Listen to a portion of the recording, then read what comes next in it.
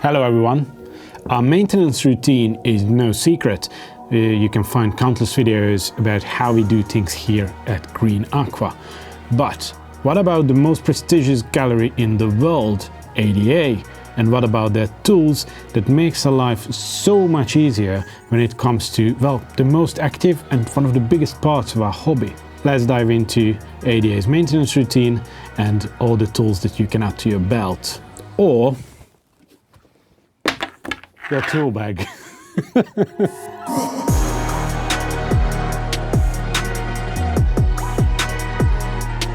So, how is it done by ADA? Well, the regular maintenance is carried out by the team called NAC, which is part of the Nature Creations department. Those are the people who maintain all the tanks in the ADA gallery.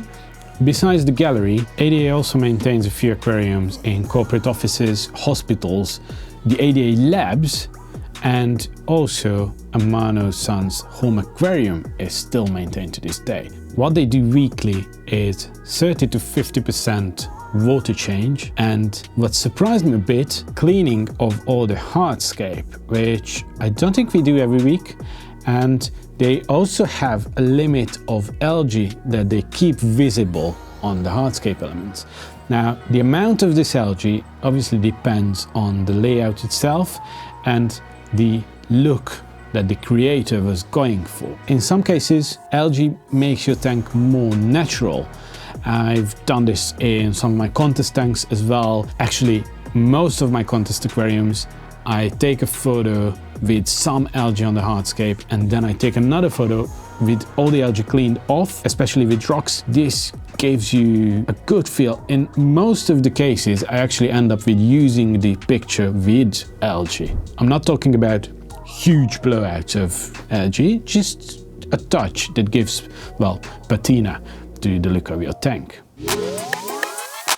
ADA has a wide range of maintenance tools when it comes to regular maintenance.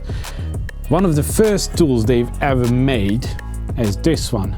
It's a classic, it's an icon, it's the Sand Flattener. Do you actually need it? No. Do you want it? Hell yeah. It's a masterpiece of design. You can get the same job done with a simple ruler, but yeah, sometimes this is something that I'm reaching for whenever I build a new layout. The next thing, again a classic, is the algae scraper. This is the mini version. There's also the big one. This is to clean off all the algae from your glass without scratching it if you do it, well, properly. But this is an interesting one. Whenever I see this tool, which is called the Pro Picker, I think of my dentist. I don't know why, but it reminds me of the stuff that they, well, make you suffer with a lot of pain when they clean your teeth. But this is actually designed to get into this very, very small nooks and crannies of hardscape and in between hardscape to scrape off any like really sturdy algae, like BBA for example. Sort of similar when you're not doing it inside cracks or you're doing it on wood is the Pro Brush or the Pro Brush Hard. These have different tips, different strength, but it's made in a way that if you choose it properly, it shouldn't damage your hardscape. Obviously, this one can be a bit too much to use on wood because it can actually scratch the surface of the wood. This one shouldn't, and the wood is soft enough to release the algae when you start cleaning with this one. Next to one of the oldest, here is one of the newest tools from ADA, which is the soil scraper. It looks a bit funny, but it's a very smart thing. Whenever you have like cyanobacteria around the edge of the tank, in between the soil and the glass, this is your friend. You can pop the end in between the soil and the glass and clean it and then just siphon out the algae itself with a water change. Now that we have dealt with all the algae, it comes to the fun part, trimming your plants. How should you decide when to trim your plants? And all this mainly goes to stem plants. Everything else is basically a given. With epiphyte plants, you just see. There is no way to give it a time frame. With carpeting plants, the same. You just see when it's too thick. You want to freshen up your like grass type plants whenever it's comfortable. With stem plants, ADA says they trim roughly every 2 months, but there's actually 2 methods they follow to specify the time of trimming. One is as soon as the plants start to overhang.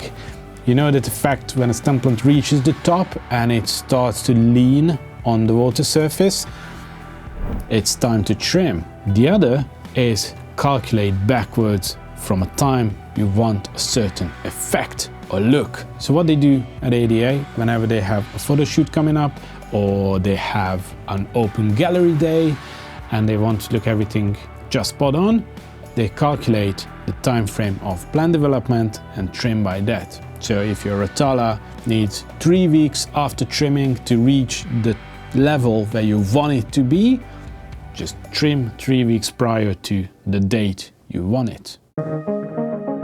As for the available tools for trimming, there are quite a few options to choose from. I believe the simplest and most common one is the Processor Short, where you have the straight and the curved one. Well, the most satisfying thing about a scissor.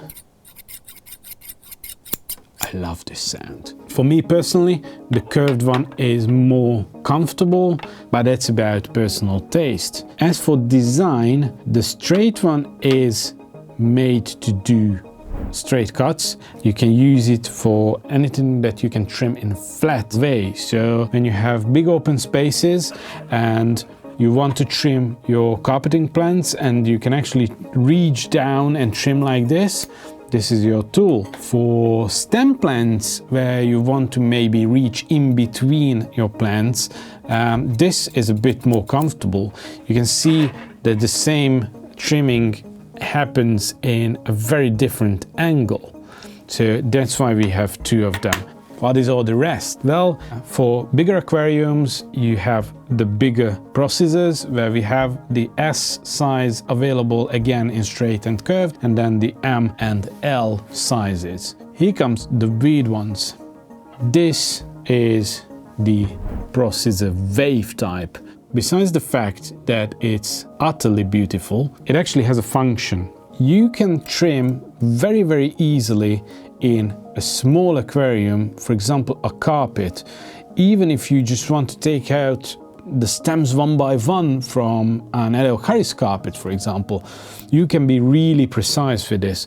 If you look at the angle of this compared to the normal curved for the same effect, you can see how much higher I can actually hold this one. The other case where this is useful is big aquariums with big open areas of carpet, because you can lay down onto a lower angle and you can trim huge areas with just small cuts. Obviously you can reach or you can trim the same amount of area with this one, but you're much deeper inside the aquarium to reach the same effect. Sometimes we do this for shaping our stem plants. If you have it upside down, it doesn't matter what angle we're talking about, but it's much easier to trim like a perfect round shape than it would be like this or with any of the rest. Because of this special curvature, you can just make a round trim of your plants. There are 2 really specific use case scenarios with these scissors. This is the nude type of processor, and if you look at the weird shape, maybe you can figure out this purpose. Now imagine here is your carpet, here's your hand. Why can't I just come in with this and trim? Well, imagine you have a huge rock here. This actually goes around the rock and you can still be very precise on the bottom. And here comes the other really specific tool. This is called the spring scissor, and you've probably noticed it works the other way around as it should, and it's a bit easier to work with it. It doesn't tire out your hands as much as the other ones if you do lots and lots of trimming. It's really thin and quite short, which is perfect for really precise work. Where do you need precise work? Mostly with mosses. You can be really thorough around your hardscape pieces where you have moss tied on your wood, whatever. It's much easier to make a proper nice trimming with these than any other scissor. What about everyday care and the general lifetime of an aquarium in the ADA gallery? Well, everyday care is fertilizing. Obviously, ADA is using ADA fertilizers, and they start out every tank with the recommended dosage that you get on the package, but they dose manually. No dosing units, no automation, and the reason for it is to have a hands-on experience with the tank. So the maintenance crew actually sees and examines the aquariums every day and then adjusts fertilization if needed. I think this is something that people don't talk enough about or care about enough. Everyone is just going after, well, not everyone. Most people are just going with the factory recommendation of any type of fertilizers, and that's it. It should work. It's not that simple. Every aquarium is different, every plant is different, so you should go with adjustments. Sometimes you need less fertilizers, sometimes you need more, and that's what ADA does with their own tanks as well. Now, generally, a more simple setup it's not even about simplicity, it's about the growth rate of the setup. For example, in Iwagumi, which comes out completed really quickly, those tanks are kept for sometimes between 6 months and a year. A more complex setup where the plant growth is slow with lots of epiphyte plants and mosses, those tanks can run up to 2 years, and well, the average is about 1 year per tank. It's very similar to what we do here at Green Aqua. Now, what about the big ones, the old ones? As you know, some tanks in the gallery at ADA are original Amano aquariums made by the master himself, Takashi Amano. Obviously, sadly, he passed away many years ago, so those tanks are really old. How do they keep them alive? Well, they replant from time to time. Now, replanting can mean different things. Sometimes they just take out the plants and plant them back again. Sometimes they actually replace with new plants. Why would you take them out and replant the same plant? Well, they do it to refresh their substrate. After a few years, if you want to keep the same layout alive and clean for a long time, you actually need to take out all your substrate, put it back fresh in, and then replant the whole aquarium. Obviously, you need tools for planting as well, and well, here are the pincets. It's not as wide a range as it is with the scissors, and because there's no need, you need about 2 different types, and well, the sizes are up to you. What's the main difference? This is the normal pincet and this is the grip type. This one comes in 4 sizes, this one comes in 3 sizes. If you look at them side by side, you can actually see the difference. This one is much thinner, this one is much thicker. How do you choose? Well, whenever we plant a carpet, we always say, especially with grass type carpets, take it apart to as many pieces as you can, and you can have a better growth, a quicker growth. Now, imagine planting a grass one by one, because some people do that, with a pincet like this. This is way too thick. It's, well, I don't say it's impossible, but it's not going to be comfortable. With this one, it basically goes as thin as a needle. It's much easier to do this really precise work. The grip, on the other hand, is a thick one, and well, you guessed it, it's for bigger plants, for cryptocorynes, for echinodoruses, which have thick roots and bigger bases. It's much easier to grab on them with these ones and just plug them in. So what makes a pincet good? The thinness of the tip, the precision of the tip, that's one thing. Even more important is the strength. If you look at how difficult, well, obviously you can't measure the force I'm applying, But with a good pincet, it takes a lot of effort to flatten out. Why is this important? Well, you grab your plant, you place it in the soil, and then you release your pincet and take it out. Now, if the pincet is not strong enough, it doesn't actually open inside the soil, and you take out the plant that you've actually just put into the soil. Obviously, as you go longer and longer, they get softer. That's just physics. They can't apply the same pressure.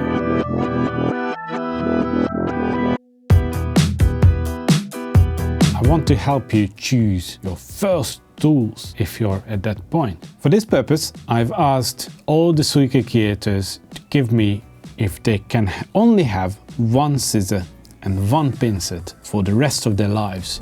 Which one would it be? Well, you can see it on the screen and it's quite varied. I actually add my own experience to this. For me, it's the short ones, both from the pincet and the scissor. I believe my reason for this is precision.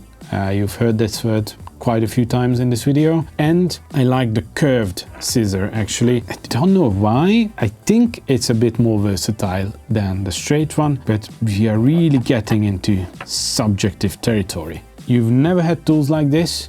How should you know what you prefer? For this, I believe you should think about other areas. I have a thing for cooking.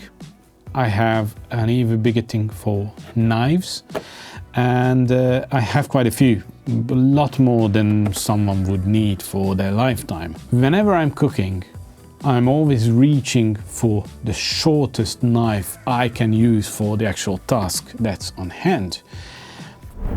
You feel the pattern here? It's the same thing. It's about precision. It's about being close to the thing that I'm handling. Just think of your life, think of other things you do, and that might help you decide if you want short tools or longest possible tools. You can also see it for yourself if you visit a shop like Green Aqua in person and you get your hands on these, you actually try them, you see how they feel in your hand. Obviously, that's the best option. Most of you probably think that I'm just overhyping simple tools. Well, I truly believe that the design is really unique, and it's, well, I love stuff that just look nice and is practical. It's the same with the knives, but also these things last for years, many years. I would risk saying a lifetime. And my proof for that is that all the tools, well, most of the tools we have in the Green Aqua gallery are over 10 years old, and they are used and abused by everyone. Still, we never had problems. We've had a scissor that didn't actually have the tip. It was broken off. We have no idea how it happened, probably cutting into hardscape, and you need to cut real hard into hardscape to do that. Still, we use it every day. We've never had a pincet, well, an ADA pincet opening up. You know, if I were to grab this and pull, you don't need to be that extreme with other tools to actually split in half. We have that more often than you would imagine. Never with the ADA tools. The scissor blades are crafted from high hardness tungsten. These things are made to last. I hope you liked this video. If you want to know more about our maintenance routine, you can check out the maintenance playlist for more details, and see you next time. Goodbye.